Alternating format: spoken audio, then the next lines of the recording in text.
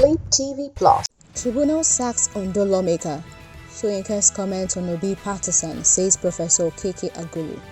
Afenifere backs Peter Obi, support appeal of tribunal judgment. Trump found liable for fraud in New York civil case. Victor Osimhen to sue Napoli over mock video on penalty miss. Max teenagers loot Apple store in Philadelphia. Now the news. An election petitions tribunal sitting in Akure has nullified the election of a member of the Ondo State House of Assembly representing Ileoluji Okeogbo constituency, Honorable Nelson Akinsoroji of the All Progressives Congress (APC). The tribunal subsequently ordered rerun re-election in 6 out of the 27 polling units being challenged by the PDP candidates of the entire 191 polling units in the constituency, declaring that the March 18, 2023 Ileoluji Okeogbo constituency election inconclusive. The tribunal ruled on a petition filed by the People's Democratic Party (PDP) candidate Babatunde Fadare against the election of Akinsoroji, which has created a state of uncertainty in the camp of the sacked lawmaker. In other news, Nigerian-born Princeton University Professor Chika Okeke Agulu has described the harsh criticisms by Nigerian literary icon Professor Wole Soyinka of Peter Obi and the Labour Party as very unfortunate. Professor Okeke Agulu, the Director of Program in African Studies, said that the political interventions of the Nobel laureate after the last general election have been selective. Okeke Agulu expressed dismay that Professor Soyinka paid no attention to the concerns that produce enthusiasm in the young people who were looking to Peter Obi because of his record and background, which closely mirrors the kind of leadership that Achebe's critics anticipated.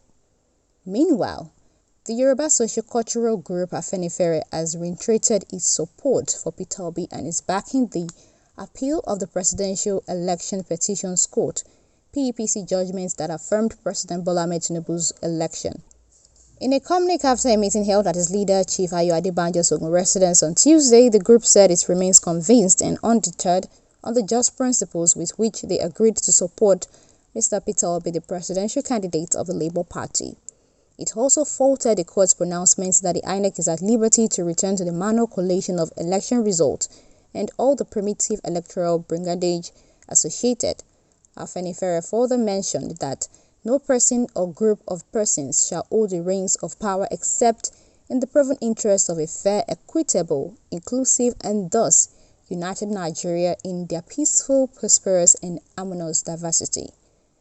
On world news, a New York judge has found Donald Trump and his adult sons liable for fraud and cancelled the Trump's organization's business certification, saying the Trumps provided false financial statements for roughly a decade. The scathing decision by Justice Arthur Engoron of New York State Court in Manhattan will make it easier for State Attorney General Letitia James to establish damages at a scheduled October 2 trial. Engoron also ordered the cancellation of certificates that led some of Trump's businesses, including the Trump Organization operating in New York, and ordered the appointment of a receiver to manage the business's dissolution. The judge also sanctioned the defendants' lawyers for making preposterous legal arguments and fueling their clients' obstreperous conduct.